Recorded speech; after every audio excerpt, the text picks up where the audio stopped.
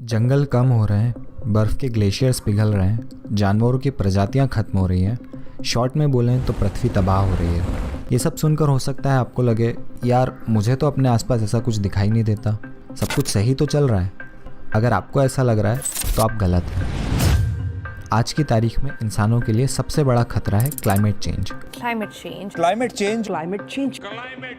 और इस वीडियो में हम जानेंगे क्लाइमेट चेंज क्या होता है, वो कितनी जल्दी आपके घर तक दस्तक देने वाला है और सबसे ज़रूरी, उसे रोकने के लिए आप और मैं क्या कर सकते हैं। बेसिक से शुरू करते हैं। क्लाइमेट चेंज होता क्या है? क्लाइमेट चेंज का सरल शब्दों में मतलब है पृथ्वी के तापमान का गर्म होना। पृथ्वी के गर्म होने से जितने भी बदलाव आते हैं और जो भी परिणाम होते हैं वो सब भी क्लाइमेट चेंज में ही आते हैं।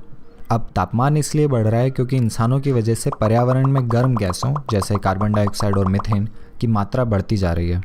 पिछले हज़ारों सालों में पर्यावरण में कार्बन डाइऑक्साइड की मात्रा कुछ ऐसी रही है और 1850 के बाद कुछ ऐसी। साफ है कि पृथ्वी कुछ ज़्यादा ही तेज़ी से गर्म हो रही है। अब पृथ्वी के इतने ज़्यादा तेज़ी से गर्म होने के इफ़ेक्ट्स जानने के लिए हम चलते हैं inter governmental panel on climate change यानी IPCC के पास। ये यूनाइटेड नेशंस की ही एक शाखा है जो 1988 में बनी थी और जिसमें 195 देश शामिल हैं। इस पूरे समूह का मकसद केवल यही है, क्लाइमेट चेंज पर सबसे सटीक जानकारी पूरी दुनिया तक पहुंचाना ताकि हम सही कदम उठा सकें।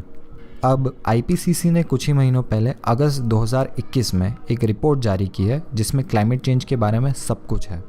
इसी में हमें पता चलता है कि औद्योगिक क्रांति या इंडस्ट्रियल रेवोल्यूशन के बाद से पृथ्वी 1 डिग्री सेल्सियस तक गर्म हो चुकी है, जो कि सुनने में कम लगता है और हो सकता है आपको भी लगे यार ठीक है 1 डिग्री सेल्सियस तापमान बढ़ भी गया तो मैं सहन कर लूँगा, जबकि ऐसा बिल्कुल नहीं है। पूरी पृथ्वी के केवल 1 डिग्री सेल्सियस तापमान बढ़ने से दुनिया में हीट वेव्स यानी गर्म लहरें बहुत बढ़ चुकी हैं। पिछले 50 सालों में हीट वेव्स के कारण भारत में ही 17,000 मौतें हो चुकी है। भारत पहले ही गर्म देश है और यहाँ के 17 राज्य कोर हीट वेव जोन्स हैं, यानी जैसे जैसे हालात बिगड़ेंगे यहाँ हीट वेव्स का बहुत बुरा असर पड़ने वाला है। कुछ महीने पहले जून 2021 में कनाडा में तापमान 50 डिग्री सेल्सियस तक पहुँच गया।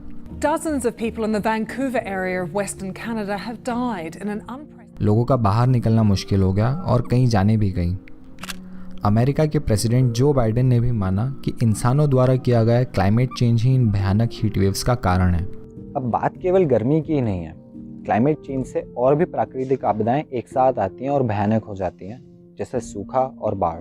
भारत में तो पहले ही दुनिया की 16% जनसंख्या रहती है, लेकिन केवल दुनिया का 4% साफ पानी हमें उपलब्ध है। हम उन 17 देशों में से हैं जहाँ वाटर स्ट्रेस बहुत ज़्यादा है, यानी हमारी ज़मीन का पानी खत्म हो रहा है। जल के मामले में हमारी गिनती मिडिल ईस्ट और नॉर्थ अफ्रीका के साथ होती है जहाँ चारों तरफ रेगिस्तान है। ऐसे देशों के साथ भारत आता है, तो आप समझ सकते हैं कि हालात पहले से ही कितने बुरे हैं। क्लाइमेट चेंज इस सबको बद से बदतर बना रहा है। वहीं दूसरी तरफ है बाढ़। दुनिया का 75% पानी ग्लेशियर्स यानी बर्फ के पहाड़ों में है। लेकिन गर्मी बढ़ने से ग्लेशियर्स पिघल रहे हैं। इससे एक तरफ तो पानी की कमी आ रही है और दूसरी तरफ समुद्र के पानी का लेवल बढ़ रहा है। समुद्र के पानी का लेवल बढ़ने से गुजरात से लेकर आंध्र प्रदेश तक गांव के गांव पानी में डूब रहे हैं। उदाहरण के लिए गुजरात में समुद्र के करीब वैकरिया हनुमान मंदिर है। आज से 17 साल पहले यानी 2004 में इसके पास एक नदी थी और उसके बाद समुद्र की रेत। लेकिन धीरे धीरे समुद्र के पानी का स्तर इतना बढ़ गया है कि सिर्फ एक पत्थरों की दीवार ने समुद्र को मंदिर तक आने से रोक रखा है। आने वाले समय में यह मंदिर निश्चित रूप से डूबने वाला है। यूनाइटेड नेशंस का कहना है कि अगर हम इस सदी के अंत तक तापमान को 1.5 डिग्री सेल्सियस तक ही बढ़ाते हैं तो सब कुछ ठीक ठाक रहेगा और हम सुरक्षित रहेंगे। अगर हम 2 डिग्री सेल्सियस तक भी बढ़ा देते हैं तो भी परेशानी होगी, लेकिन काम चल सकता है। अब समस्या ये है कि जिस तरह हम अभी चल रहे हैं, हम केवल अगले 10 सालों में ही 1.5 डिग्री सेल्सियस तक पहुंच जाएंगे और 2080 तक धरती का तापमान 3 से 4 डिग्री सेल्सियस बढ़ने की उम्मीद है। IPCC की रिपोर्ट के सहारे नासा ने एक ऑनलाइन टूल बनाया है जिसमें बताया है कि कैसे आने वाले सालों में समुद्री पानी का स्तर बढ़ने वाला है और किन शहरों के डूब जाने का खतरा है। इसमें भारत की भी कई प्रमुख जगहें शामिल हैं, जैसे मुंबई, चेन्नई, विशाखापट्टनम और कोची। भारत की खुद की क्लाइमेट चेंज रिपोर्ट, जो कि पिछले साल ही पब्लिश हुई है, बताती है कि भारत में हीट वेव्स इस सदी के अंत तक 4 गुना तक बढ़ने वाली हैं। यानी जितने लोग अभी हीट वेव्स गर्म लहरों से मरते हैं उससे कहीं ज़्यादा मरने वाले हैं। अगर ये सब देखकर भी आपको लग रहा है कि अरे ये सब बकवास है, मेरे घर तो रोज़ पानी आता है, एसी लगा है, मुझे तो कोई दिक्कत नहीं, तो आपकी हालत कुछ ऐसी है। आपको लग रहा है नाव में छेद आपकी तरफ नहीं दूसरे की तरफ हुआ है, यानी दूसरे देशों या इलाकों में समस्या आएगी, आपके घर में नहीं, जबकि आप भी उसी नाव में बैठे हैं, यानी इसी ग्रह पर रहते हैं, और छेद हुआ है तो पूरी नाव डूबने वाली है। यानी पृथ्वी पर कोई ऐसी जगह नहीं जहाँ क्लाइमेट चेंज अपना असर नहीं दिखाएगा, खासकर भारत में। क्लाइमेट चेंज की समस्या का समाधान साफ है, ग्रीन हाउस गैसेज में बहुत ज़्यादा कमी लाना होगी। कहना आसान है, करना मुश्किल, लेकिन उम्मीद अभी भी बाकी है। क्लाइमेट चेंज के खिलाफ दो तलों पर काम होना ज़रूरी है, इंडिविजुअल एक्शन और गवर्नमेंट एक्शन। अब सरकारें वही करती हैं जो लोग चाहते हैं, इसलिए इस वीडियो में हम उन कुछ बहुत अच्छे तरीकों की चर्चा करेंगे जिससे आप और मैं अपनी ओर से क्लाइमेट चेंज के खिलाफ बहुत बड़ा योगदान दे सकते हैं। क्योंकि जब हम लोग इस परिस्थिति को समझेंगे और सही फैसले लेंगे, तभी हम सरकारों से जवाबदेही मांग सकते हैं और उन्हें सही फैसले लेने पर मजबूर कर सकते हैं। सबसे पहले कुछ छोटे छोटे लेकिन प्रचलित उपायों की बात कर लेते हैं, जिनमें सबसे पहले आता है पेड़ लगाना। पेड़ लगाना अच्छा है, और इसका मतलब ये नहीं कि आप खुद ही मिट्टी में पौधा गाड़ें। आप ऐसी संस्थाओं में दान दे सकते हैं जो आपके पैसों से पेड़ लगाएंगे। ऐसी कुछ संस्थाओं की लिंक आपको डिस्क्रिप्शन बॉक्स में मिल जाएगी। इसके अलावा आप गार्डनिंग भी कर सकते हैं, जो कि हमारे मानसिक और शारीरिक स्वास्थ्य के लिए भी अच्छा होता है। दूसरा, हम जितना हो सके पब्लिक ट्रांसपोर्ट का इस्तेमाल करें और कम से कम फ्लाइट्स का इस्तेमाल करें। आप इलेक्ट्रिक साइकिल्स, बाइक्स या कार्स का भी उपयोग कर सकते हैं। क्लाइमेट चेंज का एक और बहुत बड़ा कारण है हमारा उपभोक्तावाद, यानी खुशी पाने के लिए चीज़ें इकट्ठा करना। हमारी हर खरीदी हुई वस्तु का पर्यावरण पर प्रभाव पड़ता है।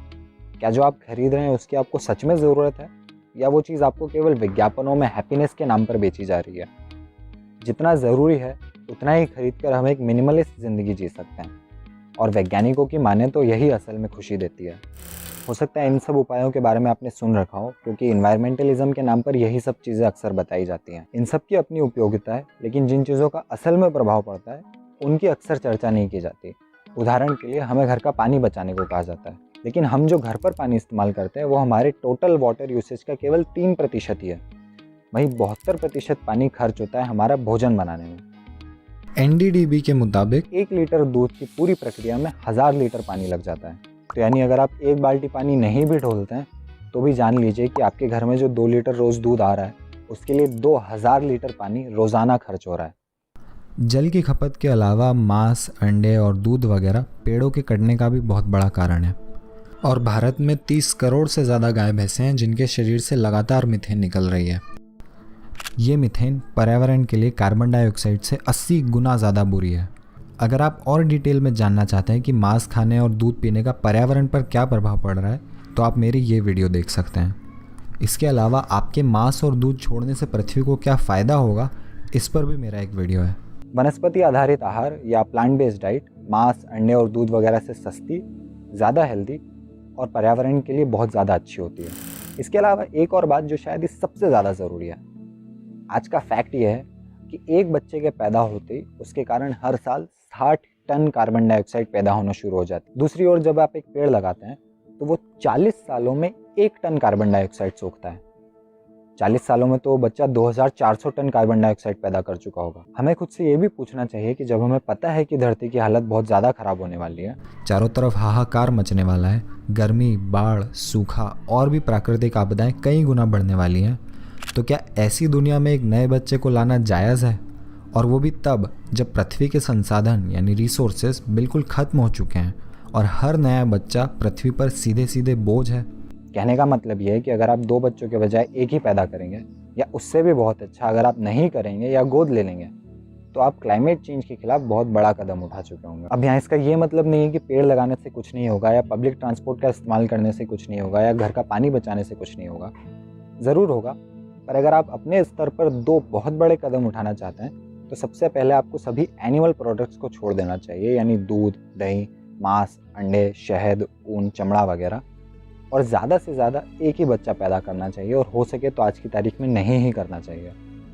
अगर आप पर्यावरण की परवाह करते हैं तो ये 2 चीज़ें सबसे ज़्यादा प्रभावशाली हैं। इसके अलावा आप इस वीडियो को शेयर ज़रूर कीजिए ताकि ज़्यादा से ज़्यादा लोगों तक ये जानकारी पहुँचे और वो भी सही फैसले ले सकें। पर्यावरण बचाने के नाम पर रिसाइकल्ड पेपर इस्तेमाल करने पर तो बहुत जोर दिया जाता है, लेकिन मांस नहीं खाने को कोई नहीं बोलता, जबकि मांस खाना और दूध पीना पेड़ों के कटने का सबसे बड़ा कारण है। प्लास्टिक मत इस्तेमाल करो का बोर्ड आपको ज़रूर दिख जाएगा, लेकिन बच्चे कम पैदा करो या मत पैदा करो का बोर्ड आपको कहीं नहीं दिखेगा। जबकि आज की तारीख में पृथ्वी के लिए और बच्चे पैदा होने से बुरी खबर कोई नहीं। बहुत ज़रूरी है कि असली बातें लोगों तक पहुँचें, इसलिए इस वीडियो को प्लीज़ शेयर कीजिए।